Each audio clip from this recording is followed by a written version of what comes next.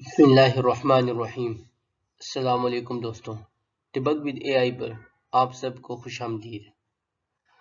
ہم نے اپنے چینل پر ویکٹر ڈیٹا بیس سیکھ لیا، ٹیکسٹ ایمبیڈنگ سمجھ لی، لیکن آج ہم اے آئی ڈیولپمنٹ کی ایک ایسے ایڈوانس کانسیپٹ پر بات کرنے والے ہیں جس کا بغیر 2026 میں کوئی بھی enterprise grade A I app کامیاب نہیں ہو سکتی۔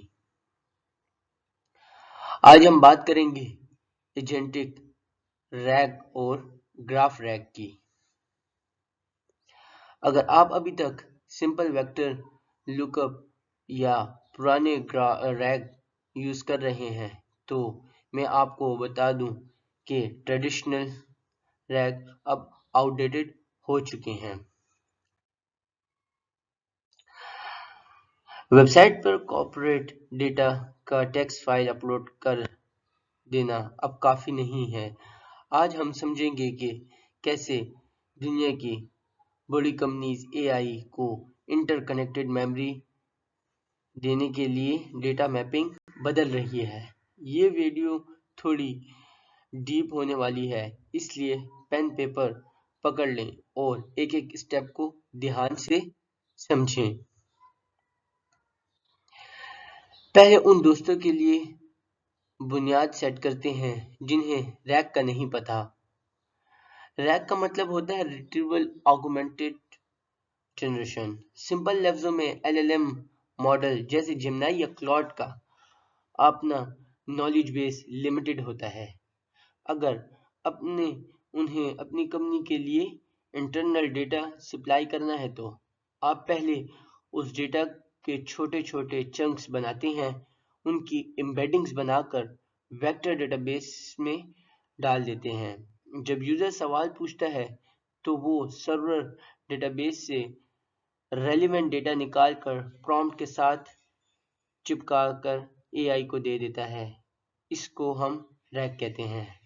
ٹریڈیشنل ریگ یا نیٹو ریگ، اس نے دنیا کو چیٹ باٹ بنانا تو سکھا دیا، لیکن اس میں ایک بہت بڑا آرکیٹیکچر فلا آ گیا۔ وہ فلا کیا ہے؟ سوچیں، آپ کے پاس ایک 500 پیجز کا سافٹ ویئر ڈاکومنٹیشن میٹرکس ہے۔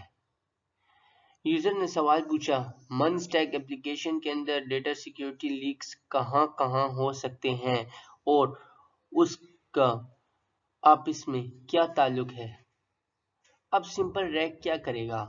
وہ ڈیٹا بیس میں سے پیجز نمبر 10 سے ایک چنک اٹھائے گا، پیج 200 سے ایک چنک اٹھائے گا جہاں ورڈ سیکیورٹی لکھا ہوگا، لیکن وہ ان چنکس کے آپس میں کیا تعلق ہے، پوری بک کا گلوبل تھیم کیا ہے، وہ کبھی نہیں سمجھے گا۔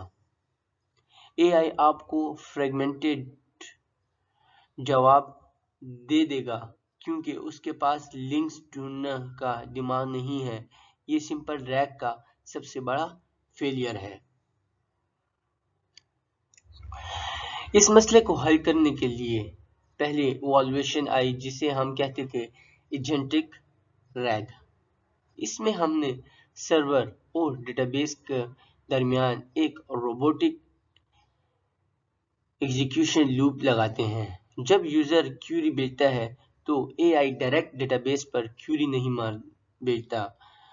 وہ پہلے سوچے گا، کیا مجھے ڈیٹا بیس میں ڈھونڈنا چاہیے یا ڈیٹا بیس میں مجھے کیوری کے ایکسپینڈ کرنا چاہیے یا پہلے ویب سرچ کرنی چاہیے۔ ایجنٹک ریگ خود اسٹیپ بائی اسٹیپ فیصلہ کرتا ہے، ملٹیپل سورسز سے ڈیٹا ریٹریو کرتا ہے اور جب تک وہ سیٹسفائی نہیں ہوتا وہ یوزر کو فائنل ان پٹ جنریٹ نہیں کر کے دیتا۔ یہ ہے ایجنٹک ریگ کا ورک فلو۔ ایجنٹک ریگ کے اندر ایک بہت خوبصورت الگورتھم لیئر ہوتی ہے جسے ہم کہتے ہیں ری رینکنگ۔ سوچیں، ویکٹر ڈیٹا بیس نے یوزر کی ایک کیوری کے مطابق ٹاپ 20 ریلیونٹ پیراگراف نکال کر سرور کو دے دیے۔ लेकिन हमारे कॉन्टेक्स्ट विंडो लिमिटेड होती है और हम सारे पैराग्राफ एआई को नहीं भेज सकते। यही रीरैंकिंग मॉडल एक्टिव होता है। वो उन 20 डॉक्यूमेंट को दोबारा स्कैन करता है, उन्हें प्रायोरिटी के मुताबिक सॉर्ट करता है और टॉप 3 सबसे ज़रूरी डॉक्यूमेंट कौन से हैं, इससे टोकन यूटिलाइजेशन ऑप्टिमाइज्ड हो जाती है और रिस्पांस की 100% या 80% बेहतर हो जाती है। अब आते हैं आज के सबसे बड़े गेम चेंजर पर, ग्राफ रैग, जिसे माइक्रोसॉफ्ट ने ओपन सोर्स दुनिया में इंट्रोड्यूस किया। ग्राफ रैग दुनिया को सिर्फ लिस्ट ऑफ पॉइंट में नहीं देखता, ये आपके पूरे डेटा को एक नॉलेज ग्राफ में कन्वर्ट कर देता है। सोचें, आपके डेटा के अंदर मुख्तलिफ नोड्स हैं, जिसे एक नोड है एक्सप्रेस सर्वर, एक नोड है JWT ऑथेंटिकेशन और एक नोड है MongoDB का। ग्राफ रैग इन सारे नोड्स के दरमियान रिलेशनशिप को ढूंढने लगता है। JWT का एक्सप्रेस सर्वर के साथ क्या कनेक्शन है? इस मैपिंग की वजह से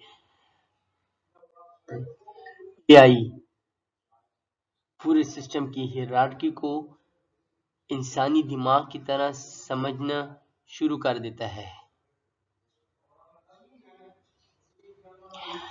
यहाँ कॉन्सेप्ट को मजीद सॉलिड करते हैं। वेक्टर डेटाबेसेस डेटा की सिमिलैरिटी ढूंढते हैं, यानी कौन से दो सेंटेंस देखने में मिलते जुलते हैं, जबकि नॉलेज ग्राफ डेटा के रिलेशनशिप ढूंढता है, यानी दो बिल्कुल मुख्तलिफ चीज़ें का आपस में क्या कनेक्शन है। जब हम प्रोडक्शन में इन दोनों को आपस में फ्यूज करते हैं या आपस में कंबाइन करते हैं तो हमारे पास ग्राफ रैग बनता है।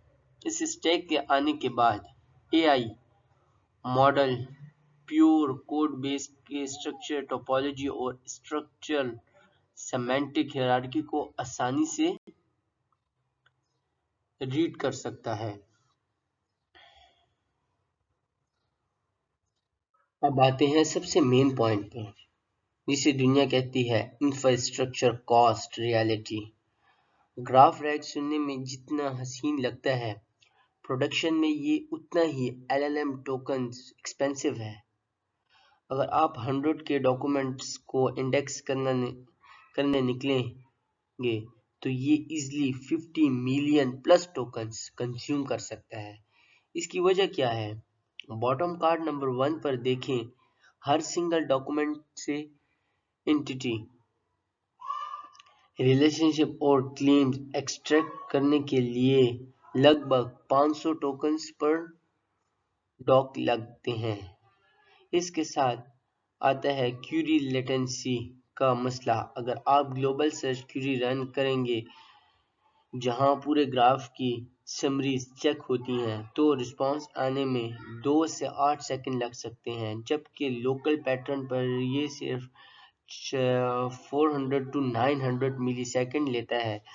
लेकिन इसका एक बेहतरीन फायदा भी है। ग्राफ रैग की कम्युनिटी समरीज आपकी डायनेमिक कॉन्टेक्स्ट विंडो को 60% से 80% तक रिड्यूस कर देती है। जो लॉन्ग टर्म में आपके टोकन्स बिल्स को परफेक्ट बैलेंस करती है। तो दोस्तों, आज की वीडियो में हमने